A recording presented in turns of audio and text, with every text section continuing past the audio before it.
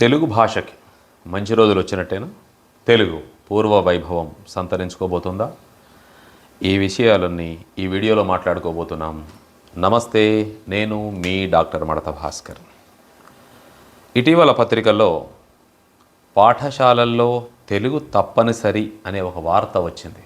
అది చూసిన తర్వాత నా మనస్సు ఎందుకు పులకించిపోయింది. చాలా సంతోషం కలిగింది.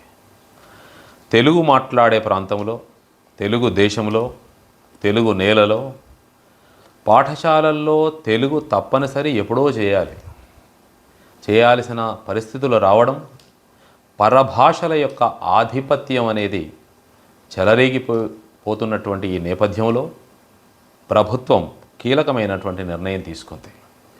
పాఠశాలల్లో సిబిఎస్ఈ సిలబస్సు, అదేవిధంగా కళాశాలల్లో పరిస్థితులు ఎలా ఉన్నాయంటే తెలుగు ఒక సబ్జెక్టుగా నేర్చుకోకపోయినా పర్వాలేదు అనే పరిస్థితులు వచ్చినాయి. తెలుగు రాష్ట్రంలో ఈ పరిస్థితులు చాలా దారుణమైనటువంటి పరిణామాలకు దారితీసే అవకాశం ఉంది. అసలు గవర్నమెంట్ కాలేజీల్లో తప్ప, ఈ తెలుగు గవర్నమెంట్ స్కూల్స్లో తప్ప, కొన్ని ప్రైవేట్ స్కూల్స్లో తప్ప తెలుగు ఎక్కడా కనిపించలేని పరిస్థితి వచ్చింది. అది కొంచెం బాధాకరమైనటువంటి విషయం. మరి తెలుగు భాష అసలు ఎందుకు నేర్చుకోవాలి? తెలుగు భాష యొక్క గొప్పతనం ఏమిటి? తెలుగు భాష నేర్చుకోవడం వల్ల కలిగే ప్రయోజనాలు ఏమిటి అనే విషయాలు ఒకసారి పరిశీలన చేస్తే, శ్రీకృష్ణదేవరాయలు గారు దేశ భాషలందు తెలుగు లెస్స అంటాడు. తెలుగదేలయన్న దేశంబు తెలుగు, ఏను తెలుగు వల్లభుండ తెలుగు కండ, ఎల్ల నృపులు గొలువ ఎరుగవే బాసాడి, దేశ భాషలందు తెలుగు లెస్స అంటాడు. శ్రీకృష్ణదేవరాయల ప్రభువుకి ఎన్నో భాషలు వచ్చు. దక్షిణ భారతదేశంలోని ద్రవిడ భాషలన్నీ వచ్చు. కానీ తెలుగును చూసిన తర్వాత, తెలుగులో ఆయన పండితుడు, తెలుగు యొక్క గొప్పతనాన్ని దేశ భాషలందు తెలుగు లెస్స అన్నాడు. అదేవిధంగా తమిళ జాతీయ కవి సుబ్రహ్మణ్య భారతి గారు సుందర తెలుగు అన్నాడు. సుందర తెలుగు, తెలుగు చాలా సుందరమైనది. తెలుగును ఇటాలియన్ ఆఫ్ ద ఈస్ట్ అంటారు. అంటే 14వ శతాబ్దం తర్వాత నికోలా కంటి ఇటలీ నుంచి యాత్రికుడు భారతదేశానికి వచ్చి తెలుగు భాష యొక్క గొప్పతనాన్ని చూసిన తర్వాత, తెలుగు అజంత భాష కదా, అంటే అచ్చు చివరగా ఉన్నటువంటి భాష. వచ్చాడు అంటే ఉకారం చివరన ఉంటుంది, అంతమైపోతుంది. వస్తారా ఆ చివర ఉంటుంది. అచ్చుతో అంతమైపోయే భాష అజంత భాష. ఈ భాషను గమనించినటువంటి నికోలో కాంటి తెలుగును ఇటాలియన్ ఆఫ్ ద ఈస్ట్ అన్నాడు. ఇలా తెలుగు గురించి, తెలుగు భాష వైభవాన్ని గురించి ఎందరో చెప్పారు. కానీ తెలుగు వాళ్ళలో మాత్రం, తెలుగువారికి మాత్రం తెలుగు భాష పట్ల చిన్న చూపు ఏర్పడింది. పాఠశాలల్లో పరిస్థితి ఎలా ఉంది? ఇండ్లల్లో తల్లిదండ్రులు కూడా తెలుగు కన్నా కూడా మిగతా విషయాలు, మిగతా సబ్జెక్టులు పిల్లలు చదివితే చాలా సంతోషిస్తారు. తెలుగు కన్నుల వంటిది, పరభాష కళ్ళజోడు వంటిది. తెలుగులో ఒక ఆత్మీయత ఉంటుంది, ఒక అనురాగం ఉంటుంది. మరి పరభాషలో అరువు తెచ్చుకున్నటువంటి భావన ఉంటుంది. నేనేమంటానంటే, ముందు తెలుగు భాష నేర్చుకున్న తర్వాత ప్రపంచంలో అత్యంత సుందరమైన భాష తెలుగు అంటాను. ముందు తెలుగు భాష నేర్చుకున్న తర్వాత ఇంకా ఏ భాషనైనా అలవోకగా సుందరంగా నేర్చుకోవచ్చు, చాలా సులభంగా నేర్చుకోవచ్చు, పెద్ద విషయం కాదు. ఎందుకంటే తెలుగు వర్ణమాలలోని సొగసులు అలా ఉంటాయి. తెలుగు వర్ణమాల ఉచ్చరిస్తున్నప్పుడే శరీరములోని నవనాడులన్నీ కదిలిపోతూ ఉంటాయి, ముఖ కవలికలన్నీ మారిపోతూ ఉంటాయి. ఎందుకంటే తెలుగులో అంతస్థాలు ఉంటాయి, తాళవ్యాలు ఉంటాయి, ఓష్ఠ్యాలు ఉంటాయి, దంత్యోష్ఠ్యాలు ఉంటాయి. తెలుగు ఆ ఓంకార శబ్దముల ప్రణవనాదములా ఉంటుంది తెలుగు. మీరు ఏ అక్షరాన్నైనా పలికితే ప్రతి అక్షరము ఓంకారనాదములానే భాసిల్లుతుంది. ఇట్లా నాభి నుంచి వస్తుంటుంది.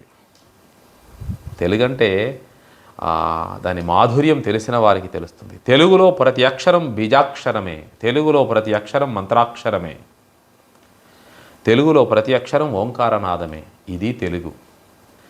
ఆలు, ఈలు, అచ్చులు, హల్లులు, దీర్ఘాలు, ఒత్తులు ఎంత సుందరమైనది. 56 అక్షరాలతోటి తెలుగు వర్ణమాల ఎంత సుందరమైనదో మాటల్లో చెప్పడానికి వీలు కానిది. అది అనుభవైక వేద్యం. ఆలు ఉంటాయి, ఆలు, ఈలు. చిన్ననాడు బాలశిక్షల్లో అమ్మ, ఆవు, ఇల్లు, ఈశ్వరుడు ఇలా చెప్పుకుంటూ పోయేవాళ్ళు. వర్ణమాలంతా పూర్తయ్యేది.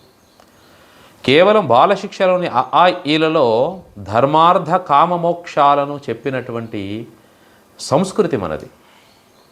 అమ్మ ధర్మానికి, ఆవు అర్థానికి, ఇల్లు కామానికి, ఈశ్వరుడు మోక్షానికి ప్రతీకలు. కేవలం ఆలు, ఈలు చదవడం వల్ల ధర్మార్థ కామమోక్షాలు చిన్ననాడే నేర్పించారు. ఎన్ని పాటలు, ఎన్ని గేయాలు, ఎన్ని పొడుపు కథలు, ఎన్ని జాతీయాలు, ఎన్ని సామెతలు, ఎన్ని పద్యాలు, ఎన్ని కవిత్వాలు, ఎన్ని విషయాలు. అష్టావధానం తెలుగులోనే ఉన్న ప్రక్రియ. ప్రపంచ భాషల్లో ఏ భాషలో లేనటువంటి ప్రక్రియ. అష్టావధానం యొక్క వైభవం తెలుగులోనే పరిఢవిల్లింది. ఇప్పటికీ అలా ముందుకు సాగుతూనే ఉంది. తెలుగు భాష వైభవం, తెలుగు భాష గొప్పదనం అలాంటిది. ఎన్నో ప్రక్రియలతోని అలరారుతున్నటువంటి భాష తెలుగు భాష. కర్మ కొద్దీ ఇటీవల కాలంలో ఇంగ్లీష్ మీడియం స్కూల్స్లో తెలుగులో మాట్లాడరాదు బోర్డులు పెడతారు. తెలుగులో మాట్లాడితే పనిష్మెంట్ ఇస్తారు చిన్నపిల్లలకి. అసలు తెలుగు అనే ఒక సబ్జెక్ట్ ఉన్నదనే విషయం చాలామంది పిల్లలకు తెలియదు. అది ఎప్పుడో పరీక్షల సమయంలో వచ్చేటువంటి పరిస్థితి. 1 నెల 2 నెలలో నేర్పిస్తారు పాఠశాలలలో. తెలుగు సంస్కారాన్ని నేర్పిస్తుంది. ఒక్కసారి సంస్కారం వచ్చిన తర్వాత ఆ విద్యార్థి వాడు ఏమి నేర్చుకున్నా ప్రపంచంలో ఎక్కడైనా బతుకుతాడు. అసలు తెలుగు నేర్చుకోవడం వల్ల మిగతా భాషలు రావని ఎందుకు అనుకుంటారు? ముందు తెలుగు నేర్చుకున్నాక ఏ భాష అయినా వస్తుంది. ఏ భాష అయినా అనర్గళంగా నేర్చుకోవచ్చు, దానికేముంది. కానీ ఆ పరిస్థితుల నుంచి పాఠశాలల్లో తెలుగును నేర్చుకొని, తెలుగును నేర్పించి, తెలుగు సంస్కారాన్ని అద్దుకొని ప్రపంచ దేశాల్లో ఎక్కడైనా పరిడవిల్లాల్సినటువంటి అవసరం ఎంతైనా ఉంది. ఆ మధ్య ఒక ఆయన మన పక్క రాష్ట్రంలో మొత్తం ఇంగ్లీష్మయం చేస్తానని బయలుదేరాడు. ఆయన ఎంత ఇబ్బందులు ఎదుర్కొన్నాడు అంటే, నేల విడిచి సాము చేయడం కాదు, ఈ మట్టిలోనే తెలుగుదనం ఉంది. మనం తెలుగు నేలలో పుట్టినప్పుడు తెలుగును మన విద్యార్థికి, పిల్లాడికి దూరంగా ఎట్లా జరపగలుగుతాం? అది నరనరాన జీర్ణించుకున్నటువంటి భాష కదా. మరి అలాంటి తెలుగును నేను పూర్తిగా ఇంగ్లీష్ మీడియం చేస్తాను, చెయ్యాలి. మారుతున్న కాలమాన పరిస్థితులకు అనుకూలంగా ఏదైనా చేయవచ్చు. కానీ తెలుగులో కూడా సాంకేతికతను అభివృద్ధి చేసి తెలుగుదనాన్ని పెంచినప్పుడు ముందు ప్రాథమికంగానైనా, ప్రాథమిక పాఠశాలలోనైనా ఖచ్చితంగా తెలుగును 5వ తరగతి వరకు తెలుగు మాధ్యమంలో నేర్పించినప్పుడు ఇంకా భవిష్యత్తులో విద్యార్థి వాడి ఆసక్తి మేరకు ఏదైనా నేర్చుకుంటాడు, ఏమైనా చేస్తాడు. ఇది తెలుగు గొప్పతనం. అందుకే తెలుగువాడిగా పుట్టినందుకు నాకు చాలా సంతోషంగా ఉంటుంది. తెలుగు ఉపాధ్యాయుడనైనందుకు చాలా గర్వంగానూ ఉంటుంది. తెలుగు భాషను ఆదరించాలి. తల్లిదండ్రులు, ఉపాధ్యాయులు వాళ్ళ ఇళ్ళల్లో కూడా కనీసం ఓ తెలుగు పాట, ఓ తెలుగు సంకీర్తన, ఓ అన్నమయ్య కీర్తన, ఓ తెలుగు పద్యం, ఓ వేమన పద్యం ఏమైపోయినా ఇవన్నీ మనం పాటించకపోతే ప్రతి వాళ్ళు ఎదుటి వాళ్ళని వాళ్ళు చేయట్లేదు, వీళ్ళు చేయట్లేదని మన లోపల కూడా ఒక ఆలోచన. ఏమి అంత తెలుగు చదివినంత మాత్రాన, తెలుగు నేర్చుకున్నంత మాత్రాన ఏమైపోతుంది? ఇంగ్లీష్ రాకుండా ఎందుకు పోతుంది? ఇంకా మిగతా భాషలు రాకుండా ఎందుకు పోతాయి? ఇవాళ తెలుగు వాళ్ళు ప్రపంచ దేశాలలో ఎక్కడెక్కడ రాణిస్తున్నారో మనకు తెలుసు కదా. మొన్న ఆ మధ్య పత్రికల్లో చదివితే చాలా సంతోషం అనిపించింది. మన కుంభమేళా ప్రయాగరాజులో తెలుగులో బోర్డులు పెట్టారట. మన తెలుగు వాళ్ళు చాలా సంతోషించారు. ఒకవైపు తెలుగు అలా వైభవంగా ఉంది, మరొక వైపు ప్రజలల్లో, తల్లిదండ్రులలో, పిల్లలలో ఒక నిర్లక్ష్యం, నిర్లిప్తత తెలుగే కదా అని చిన్న చూపు. మరి అట్లా అని తెలుగు భాష మొత్తం వచ్చిందా, తెలుగులో మొత్తం అద్భుతంగా వీళ్ళు వెలిగిపోతున్నారా అంటే మళ్ళీ అనుమానమే. చెబితే నమ్మరు. తెలుగులో తమ పేర్లు తాము రాసుకోవడానికి కూడా ఇబ్బందికరమైనటువంటి పరిస్థితులు రాబోతున్నాయి.